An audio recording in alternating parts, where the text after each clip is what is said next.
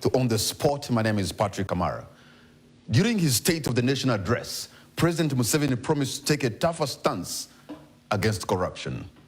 Indeed, in 2 weeks since, several legislators have been arrested over corruption allegations, and many more, we are told, are due to suffer the same fate in the coming days. What has reinvigorated the president's will to fight corruption, and just how far is he willing to go?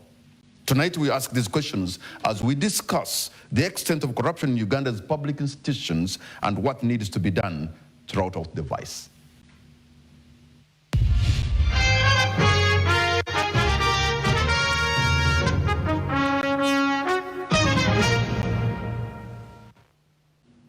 Let me introduce my panel this evening. I have Agatha Atuhaire, anti-corruption activist. Thank you so much for honoring our invitation. A warm welcome to you. Thank you, Patrick, for having me. We have Anderson Burora, former RSSC for Rubaga. Thank you so much for joining us, sir. Thank you, sir. And we have Honorable Brandon Kintu, who is the spokesperson for the NRM caucus in Parliament. Thank you for being with us. Let me begin with you, Agatha. You, Agatha, and your colleagues started something that has snowballed into what is almost a big scandal for Uganda. You have given us an expose that everybody's talking about, and we have seen some kind of effect here and there.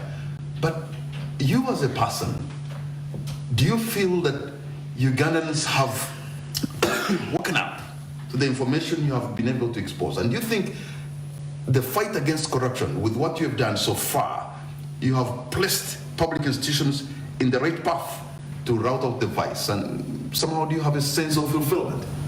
Okay, those are three questions. So the first one, whether I feel that Ugandans have woken up, I think yes.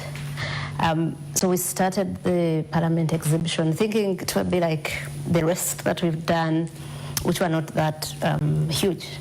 So the Parliament exhibition at some point took a life of its own. We didn't even have to do much, and we saw Ugandans every day. They saw Honorable Mpuga. They would say, bring the 500 million. Every time they would say anything about Parliament, they would keep relating it to the corruption and what we had exposed.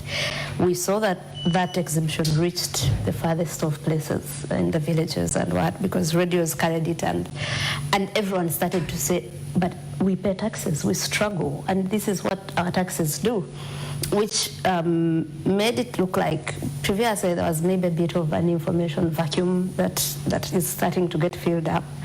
And I have seen many others join this revolution now to demand, and that even if I kept quiet and Spire kept quiet and Toko and Natif and Kakwenza, you still have people that have continued this conversation. So that on that part, I feel that we are getting somewhere. On the second one of fulfillment, just a little bit. I think we could do better. These people are taking the money that could do something for Ugandans, that could put medicines in hospitals and health centers. That in 2021, I canvassed while I was doing research, and there was no health facility that had any medication that time. So I think that we will get fulfilled if the law on corruption, which we have in plenty, took its course. That these people are apprehended, are held accountable, and some of these monies are refunded. We have not yet gotten there. I am okay with the baby steps we are taking. There's hope that we'll get there. But, you know, sometimes you have been able to dig deep. You know more than most of us. You've seen the dirt, you've seen the primitive accumulation by people who are supposed to be of high repute, who are supposed to be high name recognition. Do you get a sense of, do you feel angry? Very. I was speaking on a discussion last night about budget corruption, and I reached a point and I told the person, please let me first stop here. It gets there and you feel so angry, especially when you have, Patrick, when you've been a journalist for over 10 years, you know what that means, that you have been in hospitals where a woman who shouldn't have died has died because there's no, I think the hospital went to in Masindi, a woman couldn't be delivered because there was no, about stuff that cost 30,000 to take her to the theater after she failed to push. You have seen children who also die unnecessarily because there's no malaria medicine and whatever. Now, when you've seen all that, you've seen the roads we drive on in this country, which are also a death trap.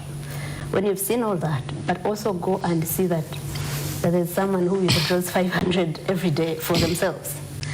500 million. Yes, we exhibited that. We exhibited how the staff of parliament was withdrawing money for the speaker supposedly for corporate social responsibility.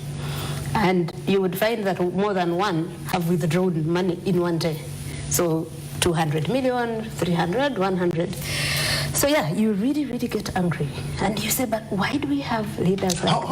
How about after this expose and then the rest of those who are in positions of leadership seem not to have taken any serious step, especially to the people who have been pointed out having been so corrupt, and they seem to be whining and dining? Because the rest of this leadership, especially the topmost leadership, has never cared about corruption. It has cared about sustaining themselves in power. Did you read the 10-point program of President Museveni? Yes, it was a lie. Point number 7 is about fighting corruption. Point That's number like 40 1. years back. Point number 1 was democracy. So it was a lie. I feel sorry for the people that were duped into that.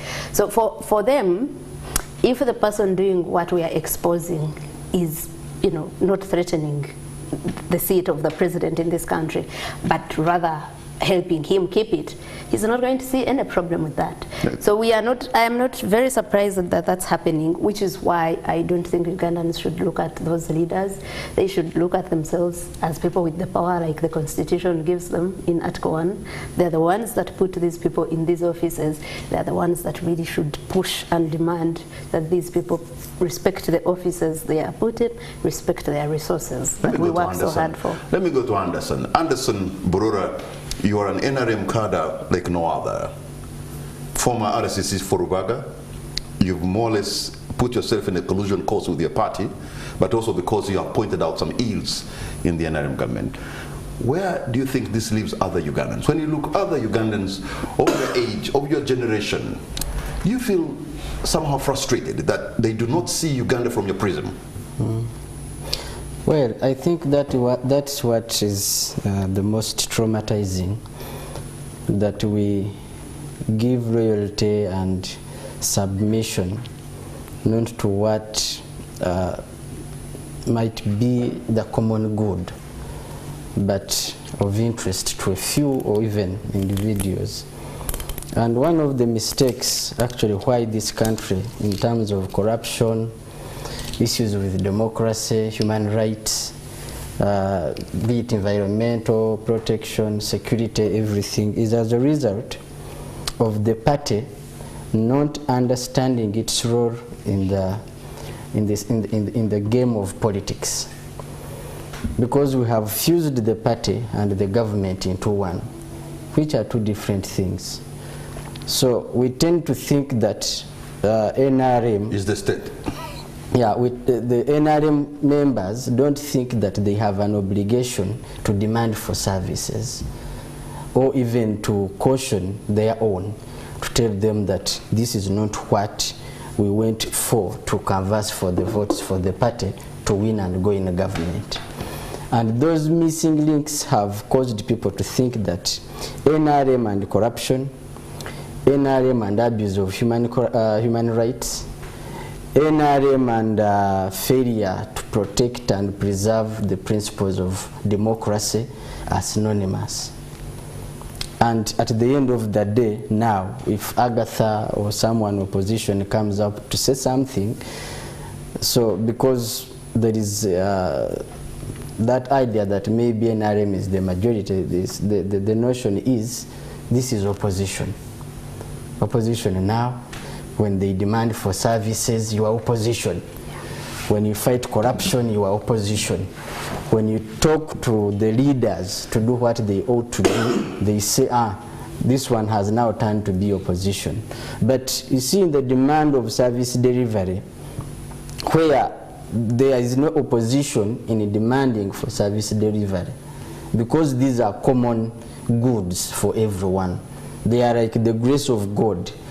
The grace of God is the sun. When the sun shines, the pagan, the atheist, the Muslim, the Catholic, it benefits you all.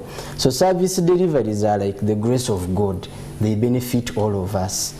And recently when I had clashes with my bosses for failure to be loyal to individuals, but to demand for what one of my bosses was actually, he was on his way from abroad for medical attention. But when he brought up, I get issues. I can't even afford a ticket. And even when I go to Mulago, I will be asked to get out. So I need to be in position to make sure that there's so many brothers that cannot afford to go to Europe or to India or anywhere for medication. We should be able to have a space of, we should have another alternative, which is making sure that we have efficient service delivery systems. My fellow colleagues who are even in NRM, I was telling someone that today, if I am in support of someone who has the ability to go to Europe for medical attention, and he has no will to put medicine in Mulago, to put theaters to work, to make sure that schools are functional, can I afford that? The answer is no. So if we cannot afford these basics. Your straight talk kind of character has put you in trouble with your bosses. In fact, has caused you to lose a job. You're like the other jobless Fernandos on the street. He was one of them at some point. At one point you're a jobless Fernando and then you got a job. Your straight talk character has caused you trouble. So now, what next for Broda? No, I think what is important is not what Broda can do or what benefits him or what is important for him. If Agatha is okay, if Kamara is okay, if Brandon is okay, I am okay. If I am okay and none of you is okay, I am not okay.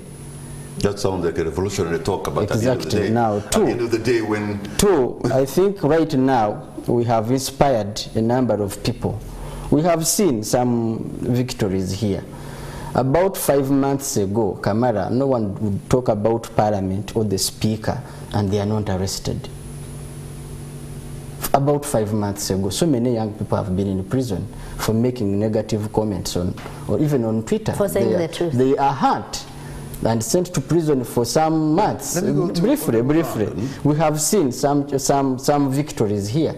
We have inspired so many people to think that now I can speak something in a demand for my right, and I can see another day. That is enough for it too. Kamara, this set alone tells you who is in need of what. You look at Agatha, you look at me, look at Brandon. We have a platform now, which was had supposedly about maybe a year ago. You would hardly find such a set. You would have about 60, 50, 70 panelists in age in Paris. But right now you can see that young people have gotten the courage to look into the eyes of our grandfathers and fathers and tell them that this is what we want. Okay, if we don't assert on that, I think our journey will be short. On that note, let me go to the Honorable Brandon Kintu. You speak for the caucus of the NRM in Parliament. Somebody was telling me when I was coming in here that if there was to be some kind of a referendum on Uganda and ask, do we need Parliament? Somebody was saying that, you know what, maybe over 90% of Ugandans would say we don't need it. In other words, there has been a serious damage on the integrity, on the image of Parliament. I don't know whether you agree, but if you agree, how do you redeem yourselves? Why wouldn't I agree? Because before I walked in, I was alleged that I have facilitated or stole or camouflaged from the Canadian. They took a lot of money, which my grandmother and myself cannot even multiply into Ugandan shillings. In fact, you're talking about a letter that is circulating on social media that involves you having conned Canadian businessmen who wanted to invest in solar power energy in Uganda. Exactly. So that's not true, because I don't know whether you look into my notes, but it was coming as a part of the question. So when you talk about the email, as we try to come out, Anderson has just spoken. There are even those that are trying to pull down using lots of information, bogus nonsense, thinking if I was a weak man, I would say to hell, let me go back privately and keep quiet, because I am a married man with a family. And these papers will be kept. I don't know how I will explain that to Brandon and Ryan. But away from that, this parliament has been a challenge. When I walk, or to some people that follow me and know me, they will ask you and start comparing it to the parliaments that have expired, or rather the participants then are already dead.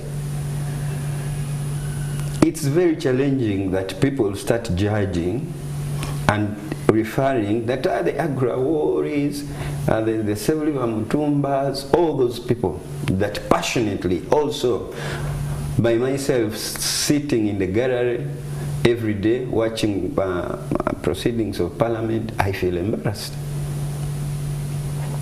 It is a house now where people can judge. To some of us who come expecting that probably we shall hit a fortune. So once my focus is on money, then you'll be indulged in two different things. We are given the rules and procedures. It's a very small, nice book. And we are given time to read, so that as a member of parliament, as a legislator, you should know what you legislate, when and how and when. But sometimes we don't actually follow. We got very serious induction from the senior MPs who have been at the Abd Katuntus, they don't know Agaba. They even told us as an MP when you are eating in a restaurant how you should eat. Those, that you shouldn't cough and start moving your armpits if you want that bottle of water from Anderson. Those of us who picked interest and we wanted to understand, we spent all the time. And there is no standards. I am a whip in NRM, but we don't have specific standards that you would whip the members and say, you know, if you don't attend your committee work, you don't get these allowances. Whether you attend or you don't attend, it will come. So that depicts the picture of parliament, because our then members, you would even wish to touch Patrick. He's an MP. You have gone to 40. Everyone will want to run. He will not run to you to ask you, to tell you that my wife has a toothache, or I have school fees. I remember Dr. Frank Nawiso was my MP. I don't remember my grandmother going there for school fees. So the trends have changed. Now when trends change, these things of corruption, it starts from home. You see how the parents try to meander. You see even parents, my son goes to Taiba. So they had some kind of, I think, vote something. And then my son came and told me, Papa, we are going for campaigns. Give me some money so that I can buy something. But principal as I am, with my background of wanting to have been a priest, I said, no, I'm not going to facilitate. You have the right, just explain to your voters. So what you're trying to say that corruption... So it also starts from home. The moral. The deficit of integrity is so deep in our society. Exactly. It is in our DNA. Because if I did not tell Brandon I'm not going to do that, and I said, the politician in me, let me buy you sweets, let me do this. Fortunately, he won. And then he came and told me, Papa, you are right, even those that were buying things did not. Now, if I'd facilitated my son, and then he becomes a prefect in Taiba, what kind of person am I preparing from home? Okay, and then these people but are for from you, corrupt families. You're called honorable members of parliament. Yes. But then you're acting horrible. I'm giving the background. In fact, the word honorable and horrible is somehow close even nowadays. I'm giving you the background of parliament. Now when it comes to our voters, some people vote for people without understanding their responsibility. Even us who offer ourselves, I want to be a member of parliament, but do I know what it takes? So in the end, you get a mix and match in that one. So let me just put one question. As a spokesperson of the NRM caucus, and you are actually pointing out the problems that you see, and you feel embarrassed, then why have you not called meetings to shed a light on these things and put the parliament and the leaders on the right path? We have done meetings. Recently, we've been in Imbali doing regional meetings. We do have our regional whips, we interact. But you know, if it's like you telling me that somebody will get money, with no offense, our men and women of God, where they make these women, especially women, pray and slap those papyrus saying, I should get a passport, I'm going to get a passport, you're going to get a passport. When you get it, then what? I remember the first time I got a passport, I moved with it everywhere. And I would check myself to ensure whether my passport is there.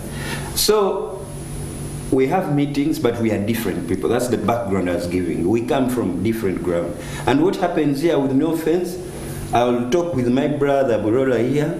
He gives me a deal, I sell land, I come, because we know politics is the most growing economic activity in Uganda. So when you have a set of such people, there is no growth you're going to see. Let me come back to you, Agatha. After that expose, what would you wish to happen and is not happening today?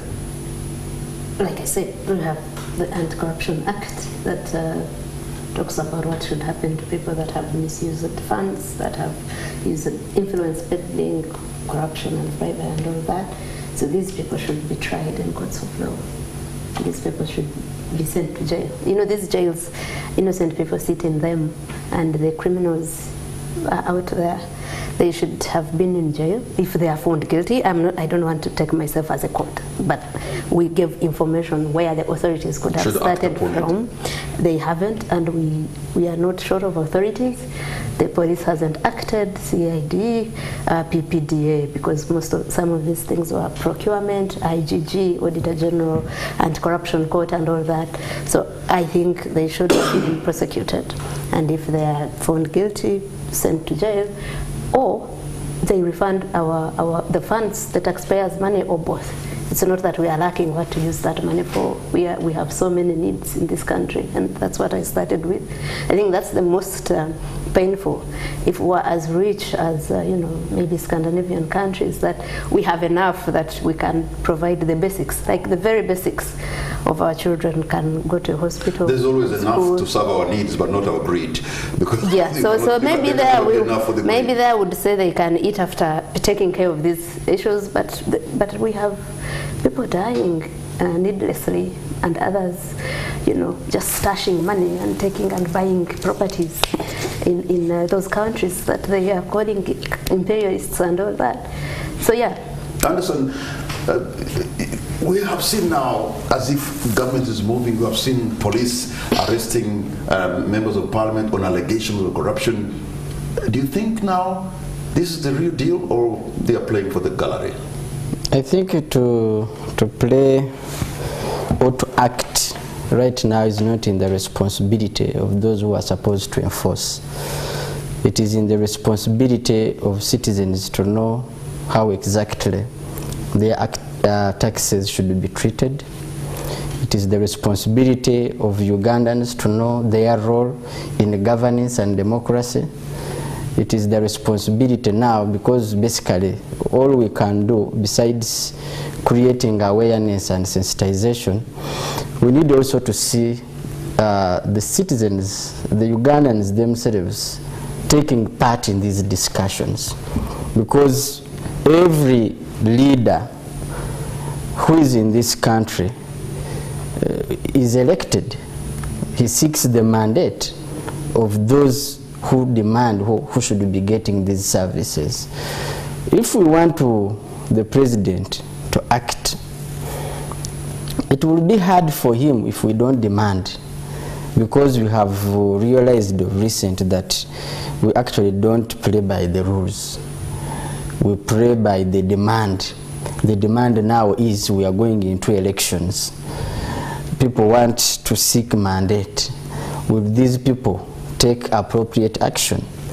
We have seen in the past whereby there is one of those people who are being tried, I don't want to mention the names, but while they were investigating, they went to his village area to make investigations. But the residents of that area chased away detectives in the sense that they were saying, this person, when he still is there, he brings for us and we drink. Now, their issue is to drink, is not to ensure that when they are sick, they can go to the hospital and get medicine. They have a proper functional public school. So the demand for accountability, actually, if we want to hinge it largely on the systems set, no one is going to respect systems. No one, right now, if you go to the constituencies of these ones who have been already arraigned to court, you'll find like they're accusing them innocently. So this whole issue, we need to have a proper understanding. For example, all of the things we have seen in the press, at the moment, I would want to see all members of parliament asking, how did the money allocated to do the duties of parliament ended up buying generators for the speaker's home? We have areas, Brandon would tell you, there are transport areas, committees have not sat, all of those things have not been able to happen. Parliament has about 20% of the work it should have done that was not done. But money bought, installed electrical cables and fences. They bought solar lights. About 1.1 billion was transferred, was reallocated, which is illegal. But MPs, a letter from the Solicitor General to the before the Solicitor General comes in, for the money, before the Solicitor General comes in, that was used to build a fence. Yeah, committee chairpersons who did not have money to do the work of parliament, but they come to hear that there was money that was reallocated, that was taken out. They should be now asking questions, but here is the dilemma. The dilemma is now, no one wants to be loyal to Ugandans. No one, because the role of parliament is to appropriate. That is one. Two is to monitor the budget. How did it function? Oversight. If those two things now, they are monitoring the speaker. MPs, you will find them in the corridors blackmailing one another to the speaker so that they gain favor instead of making sure that they put the speaker to task. You hear now fighting for trips. You hear them saying one has more trips than I do. Well, now these are there's a member of parliament. Yeah, there's a member of parliament in here. These are as I conclude on this, these are the serious issues, because now we are not going to say these are political leaders, and a political leader will say Brandon is the one who canvassed for me votes in the area. How will I put Brandon now?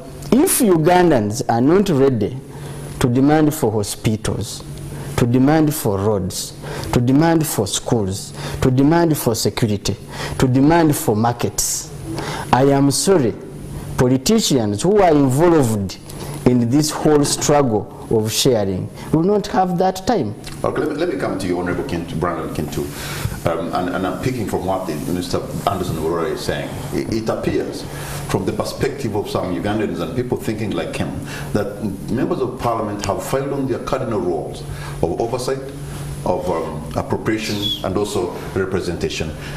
How do you respond? Yeah, it's right to say that, because we all live in this country and we see, as a member of parliament, representation. Sometimes I spend a month, only that my other kind of job was a publicity and mandates me to be in the office every day. But when I don't go to the plenary, when I'm just moving around checking on our committees, where are the members? Now, I am denying my people representation because I'm not there. So already that role, I'm failing to get obligated to it. There's no way you do oversight. The other day you've been hearing about the agencies. By the way, as we talk about corruption in parliament, let's also look at the technical wing and these administrators within these agencies. I remember in the 2017, I got a by-election because I went to court and moved the incumbent. The civil society organizations came, or they from Kampala, they made a very big plank, And we signed no money, no abusing. We have to be very decent. The honor your vote campaign, something like that. Yeah. We put that plank there. We got out my other candidate, my fellow contestant, had a meeting next door, and what was he doing? Giving money. I asked myself, should I go and grab this guy by neck or what? We are signing a plank with him. So what does that mean? That the people who bring us into power probably don't also understand our responsibility. In Usoga, I remember that from Dr. Nawiso. We have a song, we have a bird, it's called a konga. I don't know how to call it in English. But people would see Dr. Frank coming, a group of women or youths, they start singing that this bird said, the one who gives you is the one you give. So one day Dr. Frank asked them, why did you find that bird and you say it giving? Because basically our own voters, all of us who are voters, we don't listen to issues. So I will come, I want to be a member of parliament and start telling people I'll fix this road, I'll do this, I will do. So people will be voting. You know what I'm learning from you, Honorable Kento? You're trying to somehow also paint that we are from the product, we're from that society, that everybody is rotten. But you see, the problem is that for you, we expect better because you are a leader. We ask for more. We look for guidance. No. You're the guys who are supposed to go and clean up the mess. My guidance is not for paying fees. If I don't pay fees, I'm not a member of parliament. They will not even allow me to speak at the barrio congregation, not even in chat. You go and they will categorize you. Agatha, she's a woman MP, that one gives 500 and beyond. Now, Brandon, he can sit anywhere. This has gone up to churches. So our people, our voters, all of us, even us who vote for presidents and other leaders, we must emulate and understand these guys, we are voting them to these offices. What are they supposed to do? You are not just going to be, these days, if we don't go for barriers, then I'm not an MP. Here, tomorrow early morning, I'll be rushing to Kaduna. But I thought leadership is leading, showing the way. Getting out of the mess. When people are wrong, we're supposed to put them on the correct path, because that's leadership. What is offering leadership? If you cannot change your people, then you have failed in leadership. If you want to join our dance, then definitely you will have to change in some things the way you explain to them, Patrick. And you know this because you have had some splits on you towards politics. But we need, now what have we done, the oath of leadership, is that we facilitated the Electoral Commission early enough to go and carry out civic education. And if groups like the Agathas can also, I'm not saying this happens, but in most time, I've worked in civil society before. Education, not civic education, I think. What are they doing? I beg your pardon? I think they are doing voter education as opposed to civic education. No. I got involved in the process of allocation for this man, and we know what we did. And we want to give them time to go and outreach, do their work to the citizens. Let people understand what are the responsibilities of a councillor. That's the leadership we are offering. That's not for me. Maybe I've not done the oversight to look at the district election officers and see, hey, how far have you gone and what are you doing? Probably, since we're on recess, I'll go to my area and find out how much people know about the election, besides having these 2 days and listening to them. And also, the communities, our people, we have totally also changed. People don't want to listen to programs and progress. You not start saying, I have a group of women here, I want to empower you. Instead of me giving you 50,000, let's try to do something creative, something that you will stay with. They'll say, just give us. We go. But again, there's something called leadership. The leadership, to help those ladies to show them the way. The leadership you are already... You have surrendered to them now. No. They're the ones in charge. You have already exhibited saying we can do these programs. Look at how many government programs of ours have been frustrated. Let me come back to you, Agatha. What the Honorable Kito is saying probably is true. There's an avalanche of pressure that is coming from the people to them. Requests and all these kind of things they have to do that are even outside their parliamentary mandate. That's a fact. But how should they be responding to such? Whose business is these to put this country on the right path? if it's not the leaders? Exactly. So there should be something like collective responsibility. All I am hearing from Honorable Kintu is, for me, I have tried, but this is because of this sort of justifying what happens. I think what they should do is, when they get the mandate, which is 5 years old, they shouldn't think about the next 5 years. They should think about these 5 years. The mandate that I have now, what am I going to do with it? Do your role as the Constitution and the rules of procedure require you to do them. So if you go back and people don't vote for you, find something. It shouldn't be a do or die, Patrick. And that's where the problem is, that people go to Parliament and fail to do what they're supposed to do because they are thinking about the next vote. And I'll give you an example. So one MP calls me and tells me things that are going wrong. This is a very senior MP, 3 terms in Parliament and whatever. I said, but why don't you question this? And he says, but Agatha, have you seen this woman? She will make sure we don't come back to Parliament. She will send people after us. She will finance our enemies, our rivals. She will also follow us in the courts of law and make sure we don't win petitions. I said, but at what point will you do your work? If every election cycle, every term starts and all you're thinking about is I'm going to only do things that will allow me come back. And even if those things mean that you're not going to do what your people put you there for. But probably Anderson understands that more because he seems to be licking the wounds of starting a fight with somebody. Well, because I really, really admire Anderson for doing that. I think at the end of the day, everyone should take that stand. And that's the thing, what we lack in this country. Take a stand for what's right, for what will not lead to other people dying because of these problems.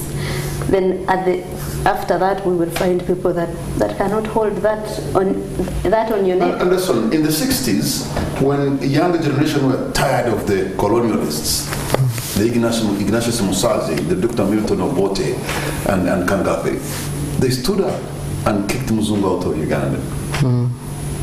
In the 80s, when the young people saw things were not going right, the Yoweri Musevenis and the Paul Kagames and the others were angry and went to the bush and kicked out what they thought was wrong. Today's generation, why are they in a comfort zone? Well, I think there are so many enablers that have kept this generation complacent to the extent that they don't care. You've heard the Honorable Brandon saying that they have pressure from people who can give them some little money to drink or buy alcohol, but in their areas they don't demand for services. They don't demand for hospitals. They don't demand for schools.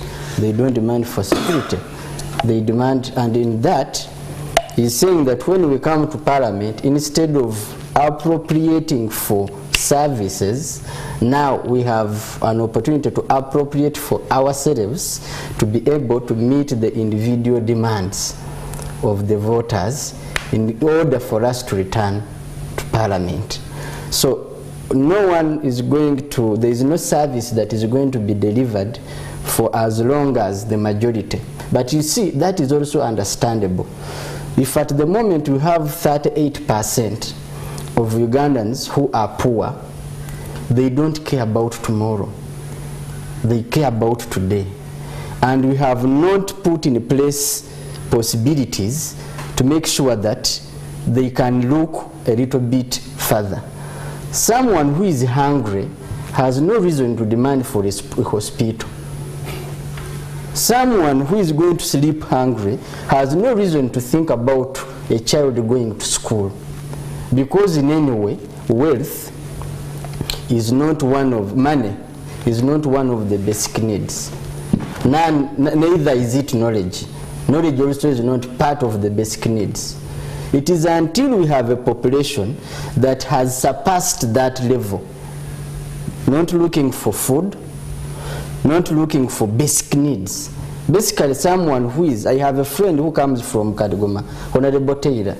He organized teachers of that area to see how he can transform them and they become maybe competitive within their schools in the area.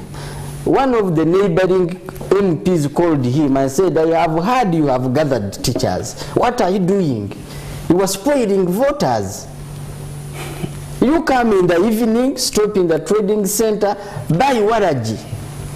And people, they will sing your name. You are spoiling politics. And that's exactly what you're saying. Yes. You are being, pushed. You're like, can I say, on a joystick of the people.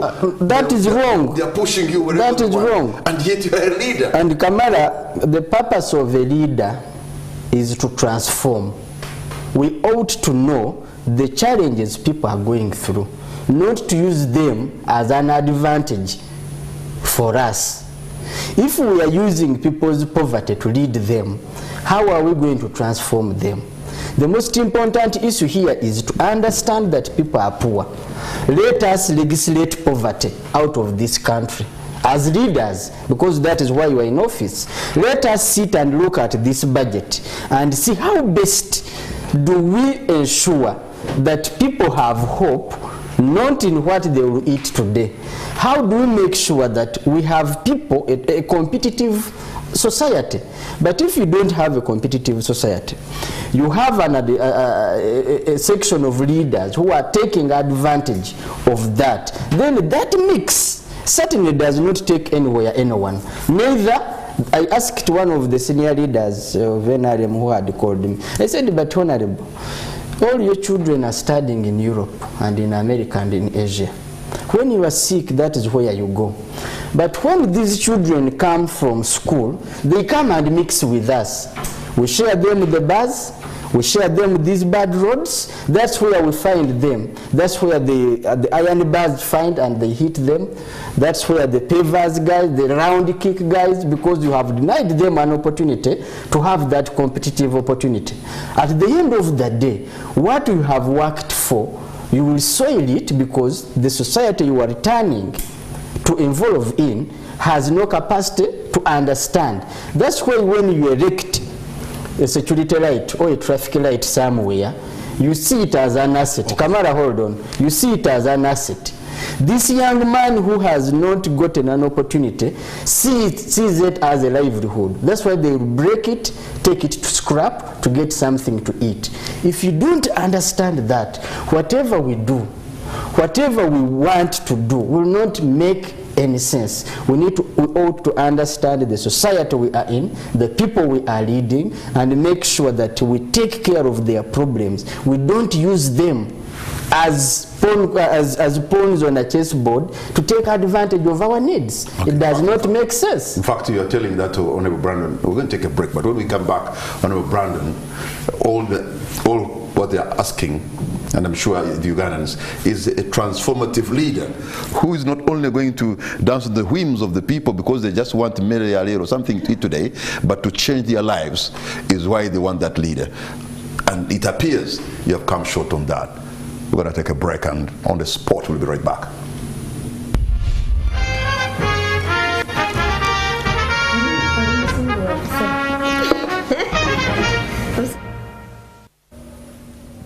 Welcome back. You're watching On the Spot. My name is Patrick Amara, and my guests tonight are Agatha Tuhaire, an anti-corruption activist.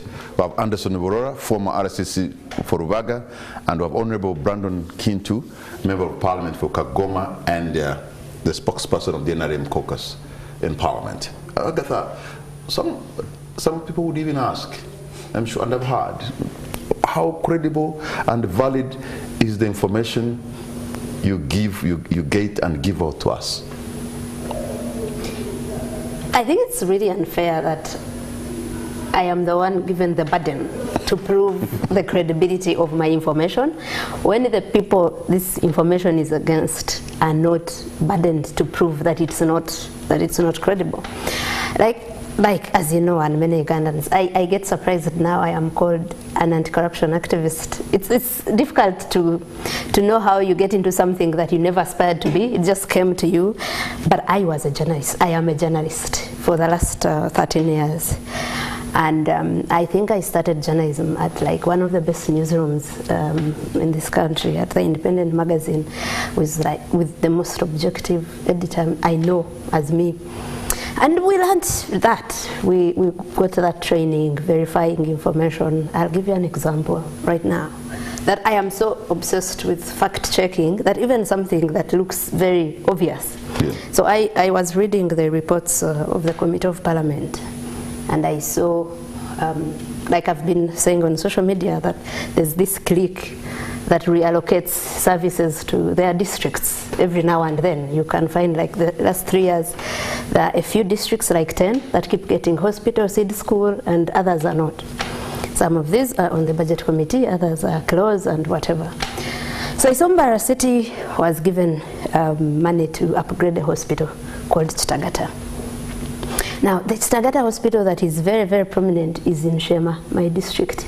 So I said, could this be that, you know, there's a problem here?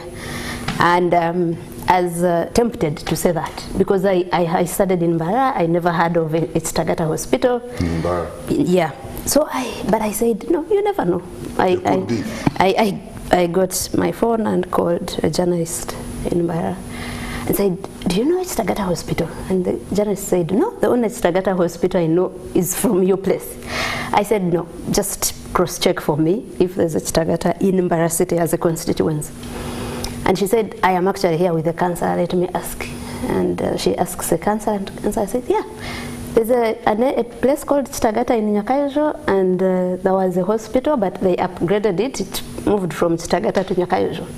I said, thank God I have that, like, urge to cross-check, and I do that all the time. So the people that say, oh, you say, okay, you prove that it's wrong. Oh, okay, take me to court. Because me, by the time I put it there, I am very sure it's right. So they take me to court for defamation, and I will defend myself. But they know that by going to court, they are opening a more can of worms. Court will demand that these documents come out, the original ones, from maybe Ministry of Finance, from Bank of Uganda. So no one takes you there. They just want to pull you back and forth on that platform so that they divert you from what you're supposed to do. So from then I say, if you doubt what I am saying, you take some action, and no one has ever done that. No, okay, let me come back to you, Honorable, because I should have started with you in this segment, and that issue of having a leader, a transformative leader. You seem to be yielding on the pressure of the people because they want you to do things that really are not going to be of public interests in your constituency or even in the country. Are you not failing on your duty to transform your people? Actually, transformation is a process. I was at Ulizira prison today. I went to visit some colleagues who are still there. So I reached, I'm quite sometimes weak because of the Christian beliefs that I can align to some things. So I told my colleagues, some colleague I went with, that if I was in the capacity like a judge, or I'm the president, there are some people I was going to live with in Iruzia. I would point on them and I would give a command, I have to go with those people today. That was my outer judgment. Now, they are communities. Even your colleagues who are in Iruzia? One of them you... Even besides my colleagues, because we got some time to interact. We got some time to interact with them. We found them, it's a visiting day, we found them playing some, so I interact. I said, if I was maybe IGP or a president or a judge, I would say, son, so Patrick, you, Agatha, and Vura, pack your things. We are going away. Now, that's the why thing. I would not even, it would not take my time to think, what did they do? But from the merciful face and the looking, I saw them very innocent. And I was asking myself, why is this old man here? What is he doing in prison? I asked him, how long are you here? And he told me, I only have only 3 years to go. How long have you been here? 17 years. Now, society also changes to what we see. We want to empower people. We want to change them. And I'm not saying all places have not been empowered or changed. We have tried our best to see that society changes. But the dynamics of today, Previously, I don't know about your area, but in Busoga, we had big names like the Lulis, the Chirunda, those big names. If I would come with Anderson, we are contesting, they would call us, have a public debate in the village. They would tell me, step down, let Anderson go. Now, the society that you have already is looking at development and continuity of our area. You assisted. But now you'll find a man of about 60 years or beyond is decampaigning me, Brandon, who is just getting onto the door of politics. Now, that's another society, and that's our, and that guy has a lot of time to move or to go to the drinking places. So how did we lose it? We'll have to go back and pick it where we dropped it. Now, that's what we should now embrace. If the Agathas are going out there also, sometimes they beat on government has not done, but they are forgetting to tell the citizens what are their responsibilities. So society changes, and I want to tell you, Patrick, if you ever go, you contesting, and you start wanting with your message of changing society, you better come back to the fourth estate and give us like this public knowledge. We are assisting people to understand. So, this is the thing that my government... Honestly, what you're telling us, that you leaders have no capacity to go and change. And you just want to go and conform on the human with what is wrong. Give me 2 strategic points that I should go and tell my people in Kagoma that don't start drinking at 4. Be in your gardens. Do you want me to be like, who is this guy was LC5 in Iruengo, Mutavaz, to get sticks and start caning them? Society has changed, Patrick. So that's why you're blaming the people. I'm not blaming anyone. You want to conform to their demands and their lifestyle, and you don't want to change them. I have no program of dying tomorrow as a young man. So I want the rest of the youths, we enjoy the next Uganda when we are. So if you want to be better, they will kill you. That's what you're saying. No. So what will kill you? You need to have. Unfortunately, you cut me short. I was now appealing to the civil society that instead of being in Kampala, they speak a lot of English and read books and do reports, they should also, as citizens, take up responsibility of talking to Ugandans so that they know. If something would interest you to read about Brandon, how is Condoli, the Canadian, or something, money, why wouldn't you put a topic or do some engagements that we are going into this election time? Hey, come on, guys. Protect, serve your vote. It starts from down. But the civil society has been having those campaigns of honor your vote. I was going to say, like, how has he missed that? I have even signed a prayer campaign. Yeah, that's what they're. But how many Brandons are in me, and for the rest of the places? No, I'm just giving you an example. So they should. But the problem is that the difference is that you are elected, you have a mandate of the people. I'll give you an example. You see how my government is putting a foot on poverty. We are not taking anything. And it's the same fight we have come on corruption. That once we have started, we don't leave. We will not sit in our offices, make interviews and tell people, yeah, we have done our role. Let me come to you, Mr. Burura. You know, it looks like, I don't know whether we need some holy anger or something like that, but that positive holy anger is missing in Uganda. That's why we're being taken for granted. True. Kenya has said we are not Uganda. You can imagine even everybody's having a go at us. I think that we need to have a meeting point, and we need to have some kind of understanding that certain things are not privileges. They are right. And the moment we come to terms with that kind of reality, not to politicize certain things, not to look at people as maybe heaven sent for some reasons that they have the right to do as and when they wish. So the holy anger we need is that we have been crowded into some sort of atmosphere to think that I have to protect a position that I have. When I had issues, I have so many experiences now. Some of my friends said, Anderson, are you crazy? You are the one we have there. When we have problems, you are the one we call and you help us. Now, they are not demanding me to serve better. They are not demanding me to deliver what I am supposed to deliver, but they are seeing me as an opportunity to do for them some favors. We're a country coming out of so many challenges. We have been convinced by our fathers that this used to happen. We cannot allow to look back there. So we are so cautious not to go back, but also we are not so serious that we look forward. So we end up getting stagnated in some sort of thinking that we are holding an egg that we cannot break because you can't repair it. So the holy anger you are talking about is actually mushrooming, because as I said earlier, we have been able to realize some mistakes. When President Museveni was reading the State of the Nation, he said we have done our part as a revolution. Now the younger cadres have a part also to play in looking into our mistakes. And these are the mistakes we are talking about.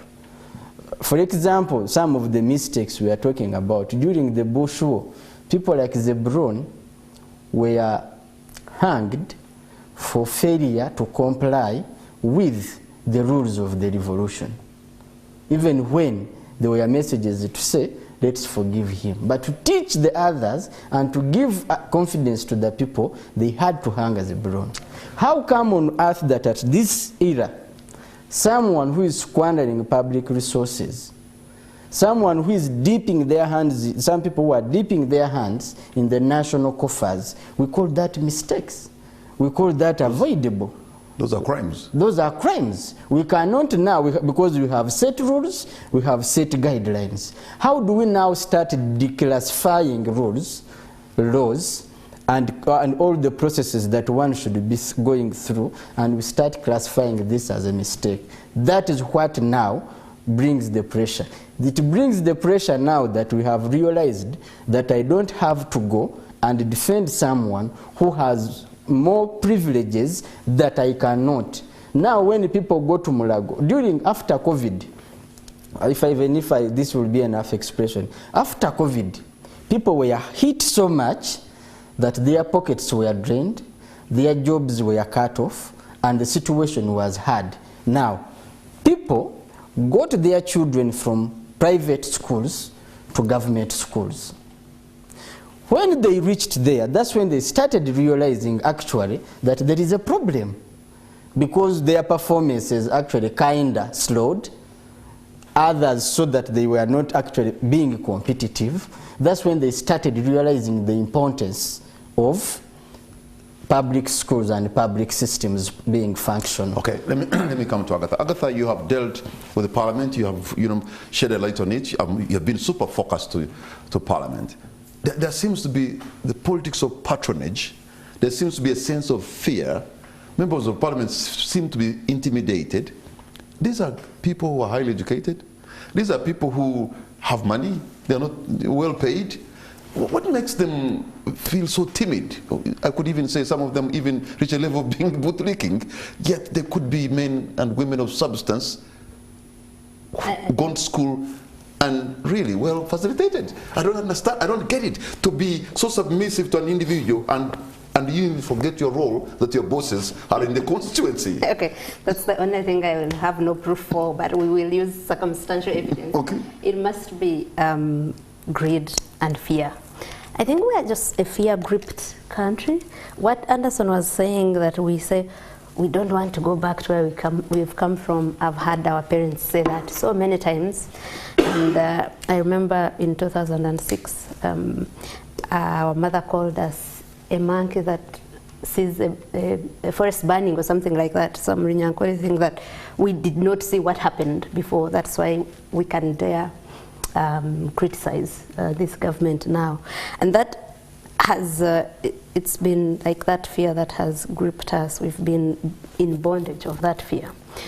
We fear losing a job. The members of Parliament, let me finish this point. Majority of them are in their 40s, Yeah. Actually, they cannot even understand the tumultuous past of Uganda. They But know it. we fear losing People a come to tell job.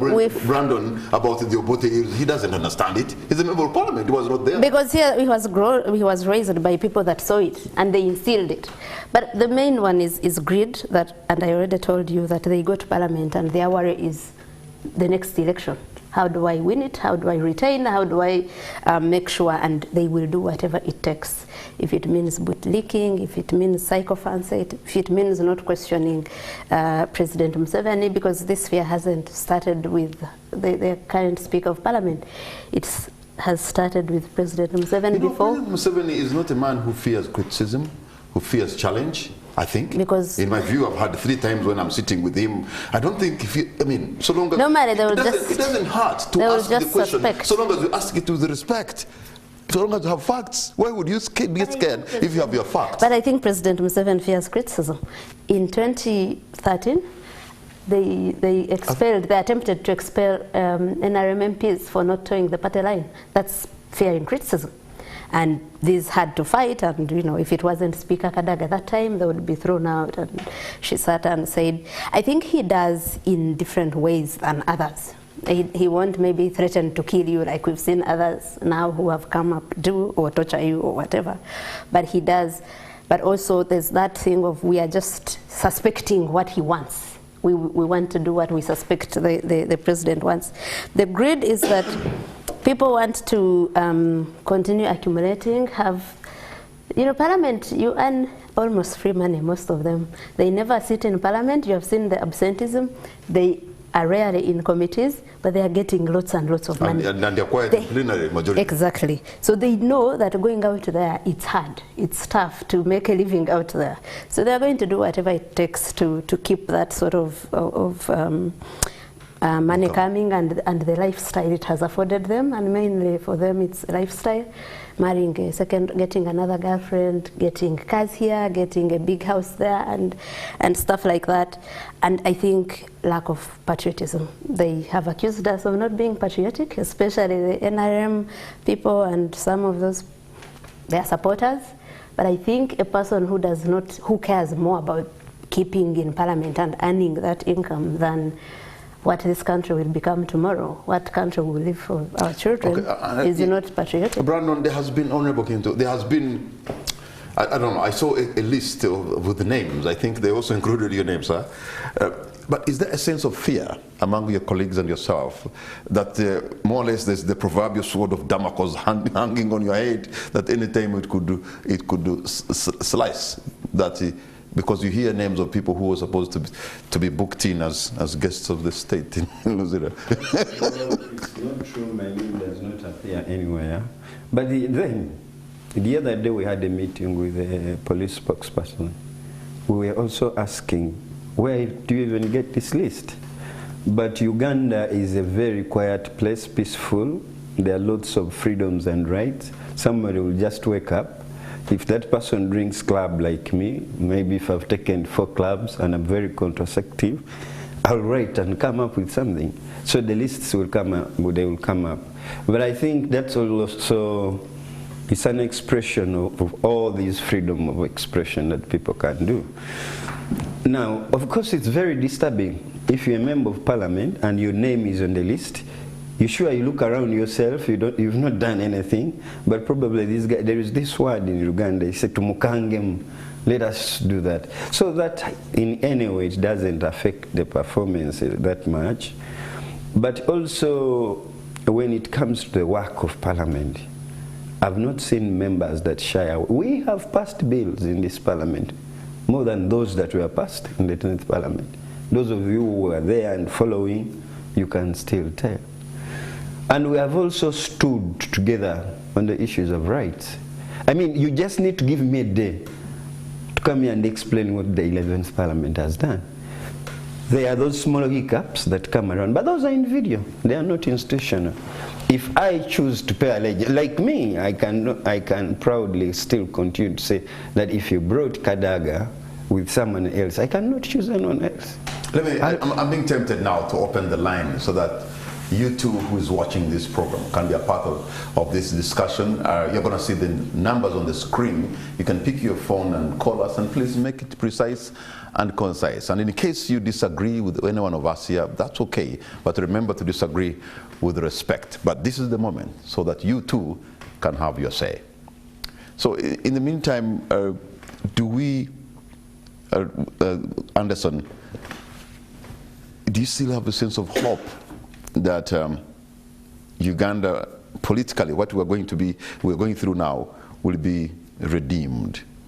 Yeah, I think... Who will do that? Ugandans themselves. I think I've studied doctrines, and I know the power of doctrine. Doctrine is not something you kinda conceive in a day. There are people who will come to understand with time. There will be people who will start valuing their votes, to know the importance and the weight of ticking someone in the box where they are alone. To know I am not ticking a friend, but I am ticking my services. I am ticking socioeconomic transformation of this country. I am ticking security. I am ticking ABCD. I think that is where I am looking at the outer part of it, of how we can redeem it. We cannot redeem it if we have people who are incompetent. We cannot redeem it if we have people who lack capacity to decipher what is good for them and what is good for their country. You cannot get it.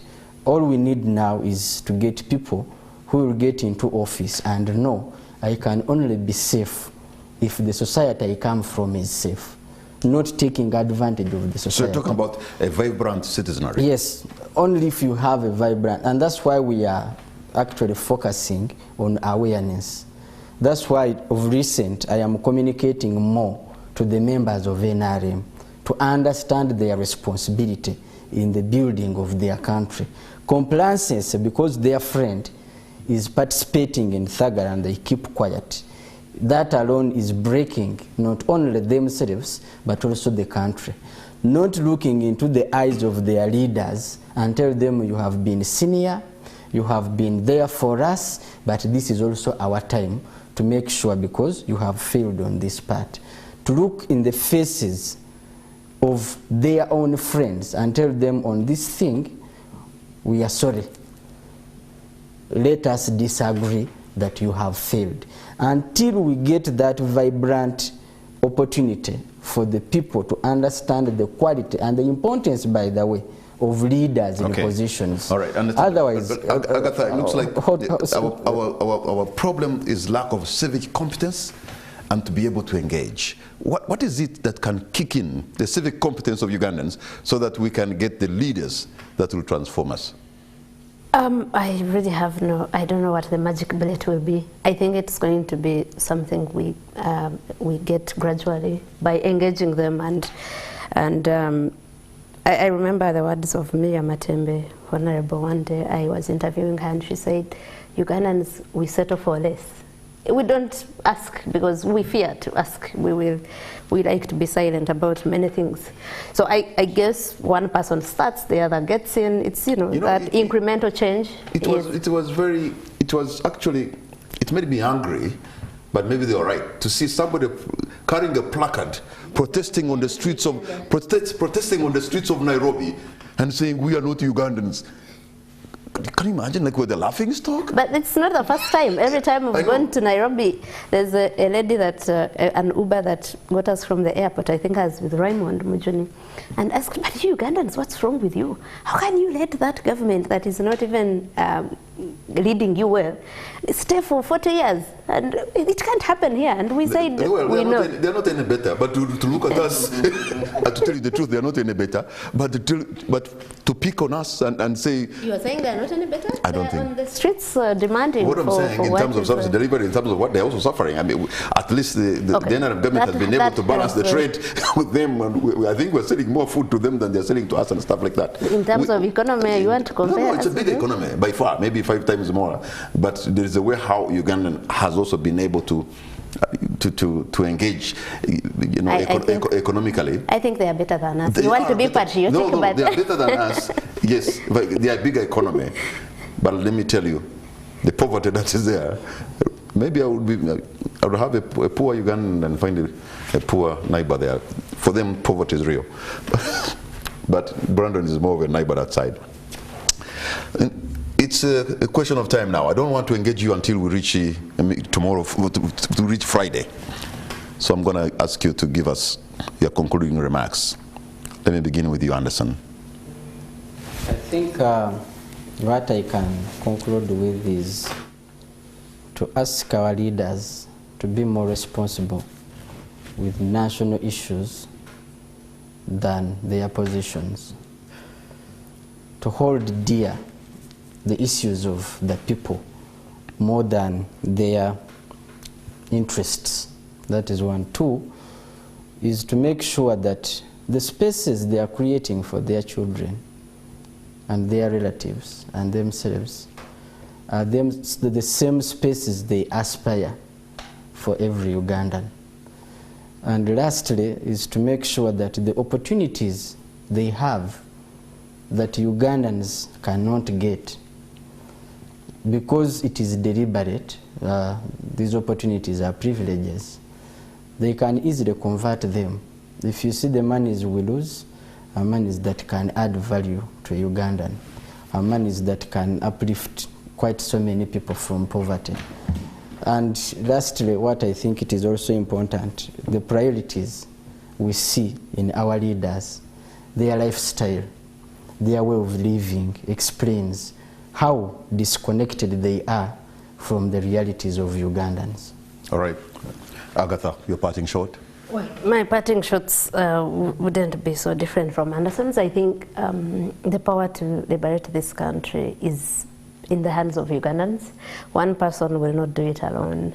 We need to all demand for this, and the next election maybe act better and see and demand from our leaders, what did you do with the 5-year mandate we gave you?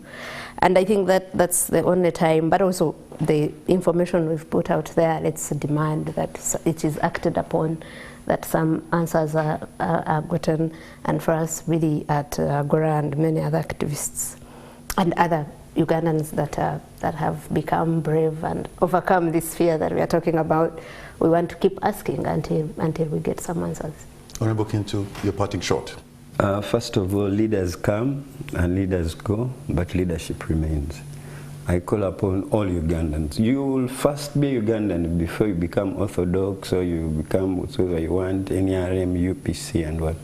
Let us all know and appreciate that this is our country.